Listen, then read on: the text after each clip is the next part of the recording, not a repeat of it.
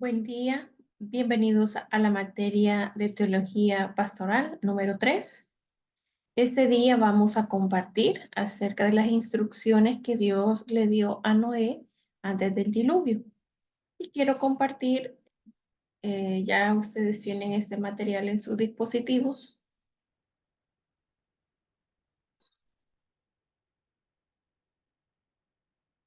Y es lo que vamos a ver a continuación.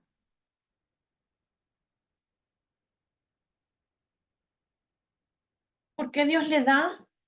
La discrepancia es por qué Dios le da a Noé dos instrucciones diferentes en cuanto a la cantidad de animales que debía meter.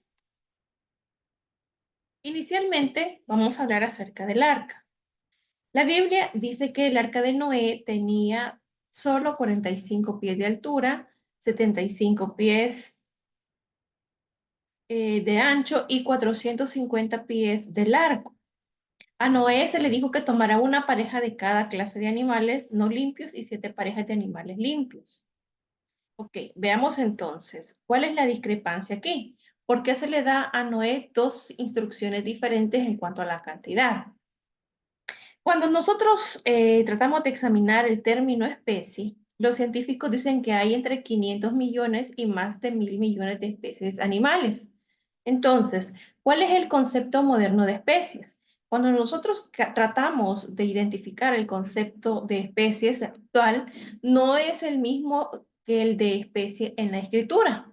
Hay probablemente solo varios cientos de diferentes especies de animales terrestres que habían de ser metidos en el arca. Los animales acuáticos, ellos permanecieron en el lugar, en el mar, y muchas especies podrían haber sobrevivido en forma de huevos. El arca no era pequeña, era una estructura más o menos enorme del tamaño de un moderno crucero transatlántico.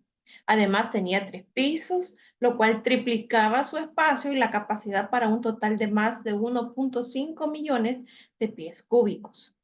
Noé pudo haber variedades más jóvenes o más pequeñas de algunos animales más grandes. Dados todos estos factores, había abundancia de espacio para poder meter la cantidad de animales que fuera necesario a bordo para también almacenarles el alimento y también para los 8 seres humanos que les acompañaban. ¿Por qué le da dos instrucciones a Noé diferentes en cuanto a la cantidad de animales que tenía que meter? Examinemos los pasajes en discrepancia. Génesis 6, 19 y 20. Y de todo lo que vive, de toda carne, 2 de cada especie meterás en el arca, para que tengan vida contigo, macho y hembra serán, de las aves según su especie y de las bestias según su especie, de todo reptil de la tierra según su especie, 2 de cada especie entrarán contigo para que tengan vida. Luego dice Génesis 7 del 2 al 3, de todo animal limpio tomarás 7 parejas, macho y su hembra, más de los animales que no son limpios, una pareja, el macho y su hembra. También de las aves de los cielos, 7 parejas, macho y hembra, para conservar viva la especie. La segunda instrucción puede ser simplemente una ampliación de la primera. Esto pudo haber sido dado unos 120 años antes. Por lo tanto, la segunda instrucción nos está dando una ampliación de la primera instrucción que recibió en Génesis 6, 19. Al principio, utilizando la cita de Génesis 19, se dijo que se preservarían solo un par de cada especie, después que en el caso de las especies limpias no se preservaran solo un par, sino 7. Entonces en Génesis 7 inicia con el adverbio también, haciéndose referencia que significa igualmente, es decir, que se haga lo mismo con las aves. Hay un comentarista llamado Abarbanel que toma el primer pasaje como simplemente afirmando que los animales deberían acudir emparejados, en parejas, macho y hembra, y el segundo especificando la cantidad de parejas. Eso sería la explicación a esta aparente discrepancia. Empezamos con la segunda discrepancia. ¿Es Dios el que endurece los corazones o somos nosotros los que endurecemos nuestros corazones? Examinemos un pasaje de la Escritura que dice que Él ha derramado de su amor en nuestros corazones. Si Dios ha derramado de su amor en nuestros corazones, nuestro corazón no está endurecido. Nuestro corazón puede llegar a endurecerse por las circunstancias, por las cosas que nosotros atravesemos. Examinemos el pasaje de Faraón. Si Dios endureció el corazón de Faraón, Dios era responsable del pecado de Faraón. ¿Será cierto eso? Y por consiguiente Dios obraba injustamente tratándole como responsable y castigándole por sus culpas. Primero dejemos algo muy claro. Dios no endureció el corazón de Faraón en oposición a la propia elección de Faraón. Primero examinemos cuando se dieron las plagas. La Biblia dice que el corazón de Faraón se endureció. Éxodo 7:13. La plaga de las ranas, Faraón endureció su corazón. Plaga de los piojos, el corazón de Faraón se endureció. ¿No es acaso ese sentir cuando Dios no nos responde, cuando no vemos resultados, que nuestro corazón se siente, se resiente y creemos que Dios no está de nuestro lado? ¿No es eso justamente lo que le pasó a Faraón? La plaga de las moscas. Faraón endureció su corazón aún esta vez. Esta misma frase o una similar se repite una tras otra vez, en realidad con la excepción de la predicción de Dios de lo que sucedería. El hecho es que Faraón endureció su propio corazón primero y luego Dios lo endureció más tarde. Cuando nosotros nos alejamos y queremos ayudarle a Dios y nos molestamos porque Dios no nos responde, ¿cuál es nuestra actitud? Nos rebelamos contra Dios. Por supuesto que una persona que está en rebelión contra Dios, Dios no la va a bendecir. Y eso es justamente lo que le pareció, lo que le sucedió a Faraón. Además, el sentido en que Dios endureció el corazón de Faraón es similar a la manera en que el sol endurece a la arcilla. La arcilla está expuesta al sol. La arcilla está expuesta. Si no hay alguien que la pueda proteger, si le da el sol, se va a endurecer y también de la misma forma como derrite la acera. Si Faraón hubiese sido receptivo a las advertencias de Dios, su corazón no habría sido endurecido por Dios. Este es un pasaje profético. Cuando dice que Dios endureció el corazón, es un pasaje profético porque es el resultado de haber dejado a un lado las instrucciones de Dios. Pero cuando Faraón vio que le habían dado reposo, endureció su corazón y no los escuchó, como Jehová lo había dicho.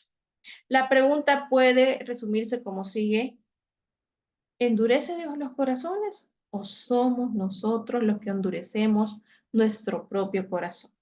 Acabada la sexta plaga, se cumple la profecía, pero conforme a su método universal de tratar a los hombres rebeldes, a los que a pesar de advertencias y amonestaciones persisten en el pecado. Dios al fin, como dice la Escritura, les entrega la inmundicia a una mente depravada para hacer lo que no conviene, y esto fue justamente lo que sucedió con Faraón. Número 3, la discrepancia número 3 nos habla acerca si es justo que Dios castigue a los hijos por el pecado de los padres. ¿Se contradice la palabra con Ezequiel 18:20, con la de Éxodo 25? El alma que peque, dice Ezequiel, esa morirá. El hijo no llevará el pecado del padre, ni el padre llevará el pecado del hijo.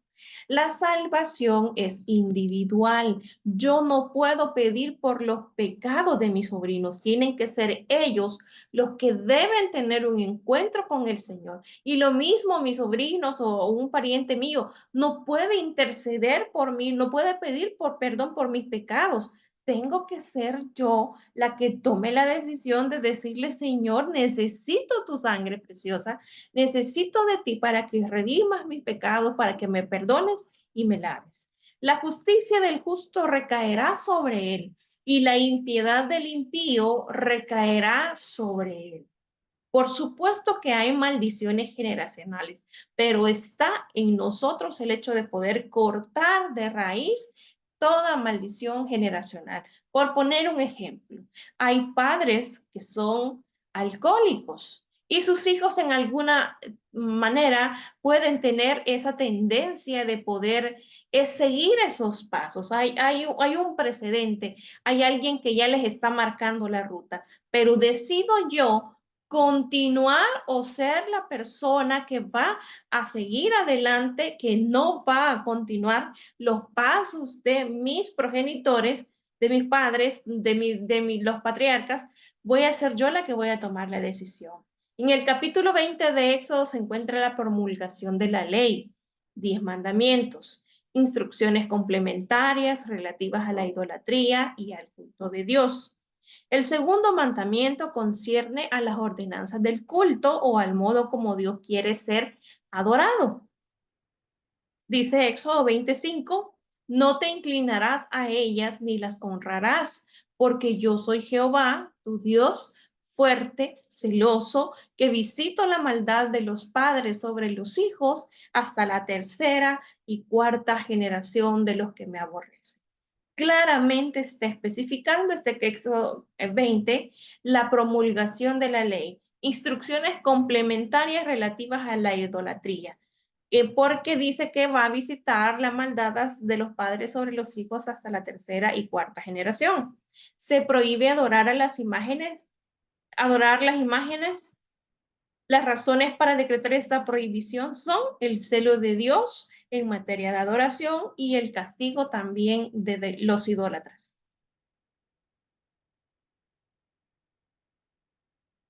Dios lo considera también a una persona idólatra como la gente que no lo ama.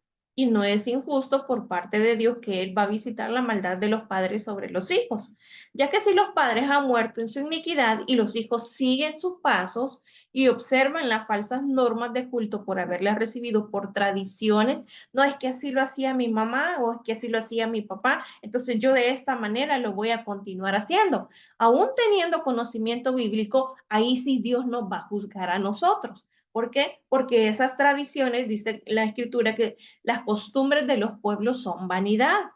Él castigará a los idólatras. Aunque aguante por largo tiempo un pueblo idólatra, no lo va a soportar siempre, sino que lo va a castigar incluso la cuarta generación. Supuesto que esta generación no sea inocente, sino que continúe transgrediendo la ley por el mal ejemplo de sus padres, entonces el favor de Dios va a mostrar a sus fieles adoradores, mostrará su misericordia a miles de generaciones, es decir, hasta la milésima generación de los que aman y guardan sus mandamientos. La promesa de Dios también es real y Dios va a bendecir a las generaciones que honren su nombre. Es lamentable con relación a las tradiciones que hay ocasiones en las cuales hemos apreciado niños que van a ser presentados delante del Señor, pero andan una pitita roja aquí, porque según las costumbres de sus antepasados, esos eran una protección. Entonces no dice en vano en la escritura que el ángel de Jehová acampa alrededor de los que le temen y les defiende. ¿No será acaso más importante que la presencia de Dios constante que yo invoque como padre va a ser más efectivo en la vida de estos niños que ponerles un listón rojo, que ponerles cualquier cosa que pueda ser únicamente un símbolo de protección? Algunas personas del pueblo de Judá creían que estaban siendo castigados por los pecados de sus antepasados, no por los suyos propios, basándose en el proverbio usado por los judíos, el cual dio ocasión a este mensaje de parte de Dios. Que le va a ir mal al impío, aunque haya tenido padres piadosos. Es que era hijo de pastores, que era tal cosa. La salvación es individual. Que le irá bien a un hombre piadoso, aunque haya tenido un padre impío. Por consiguiente, Dios es justo en esto.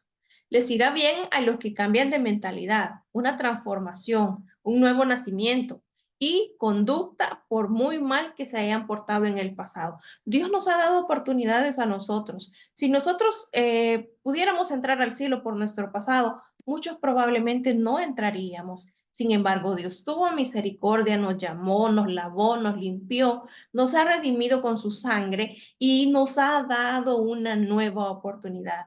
Y aún siendo creyentes, siendo seguidores de Cristo, probablemente hay ocasiones en las cuales nos hemos desviado un poquito del camino, pero la gracia y la misericordia del Señor nos ha permitido encauzarnos en el camino correcto.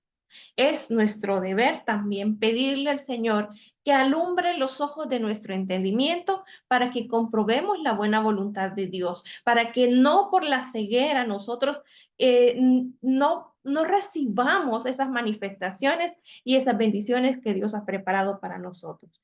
Le irá mal a los apóstatas, por muy bien que se hayan portado en el pasado, por mucho tiempo que hayan pasado en la iglesia, aquellas personas que aún conociendo la verdad del Evangelio, ahora estén apostatando, ahora estén negando su fe, les irá mal a esas personas. Y finalmente, ¿será acaso que se contradice Génesis 2, que dice que después de terminar la creación Dios reposó? Pero también Isaías 40:28 dice que él da esfuerzo al cansado y multiplica las fuerzas al que no tiene ninguna. También dice que no significa que Dios no ha sabido, no has oído que el Dios eterno es Jehová, el cual creó los confines de la tierra, no desfallece ni se fatiga con cansancio y su entendimiento no hay quien lo alcance. Entonces, ¿se cansa o no se cansa? No sé usted, pero me imagino que hay un día en el cual usted le gusta realizar actividades, por ejemplo, en su casa, mover un mueble, limpiar, realizar actividades de limpieza y probablemente un día que le toque o que coordine o que supervise una actividad como esta, al final del día usted se siente realizado por los cambios, por la limpieza, por la presentación que tiene su casa, su lugar de habitación. Todo eso en algún momento nos puede producir a nosotros una satisfacción interna, pero también a la par un cansancio físico. ¿A qué se refiere cuando dice que Dios reposó? Reposo es suspensión de movimiento, descanso, quietud. Cuando en Génesis 2:2 dice que reposó, es una manera oriental de decir que cesó la obra de la creación y que se deleitó en contemplar aquella obra. Así como cuando usted se siente contento que le rindió el día y perfectamente pudo realizar las cosas que iba a hacer, que se había programado, porque hay personas que son un poquito metódicas. Pues sí, creo que eso es muy bueno. Decir, este día voy a hacer estos alimentos, voy a preparar esto, me voy a levantar. Son decisiones que se toman para poder organizarse. No es que de repente me voy a ir a caminar y no tenía que hacer y de repente voy al mercado y empiezan a cambiar actividades hacia lo loco. Las personas normalmente son organizadas y cuando hay buenos resultados de ese día que ha sido productivo, hay cierta satisfacción. Entonces, cuando se habla reposó, es una manera oriental de decir que cesó la obra de la creación y también que se deleitó a contemplar aquella obra. No significa buscar descanso de la fatiga, sino suspender la actividad de un particular modo de operación, dejar actuar. Morphy reposó incluye en todos los casos el puro deleite que surge de la conciencia de haber cumplido un propósito y de la contemplación intrínseca de la obra que se ha realizado.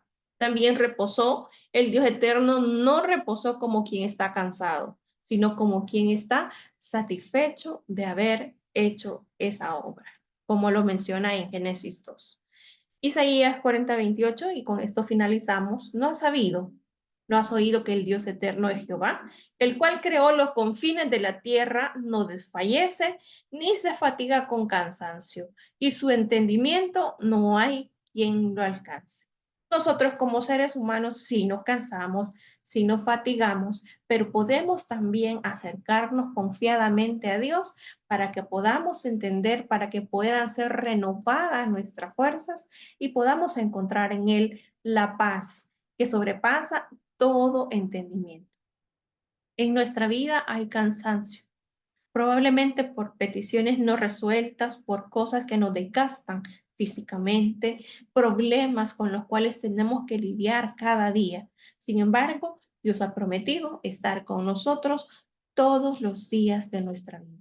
Que nuestras fuerzas sean renovadas en el Señor, Él da esfuerzo al cansado y multiplica las fuerzas al que no tiene ninguna. Los muchachos, los jóvenes, se fatigan y se cansan, pero los que esperan a Jehová tendrán nuevas fuerzas, dice la palabra del Señor. Gracias por haberme acompañado y les espero la próxima semana. Que el Señor les bendiga.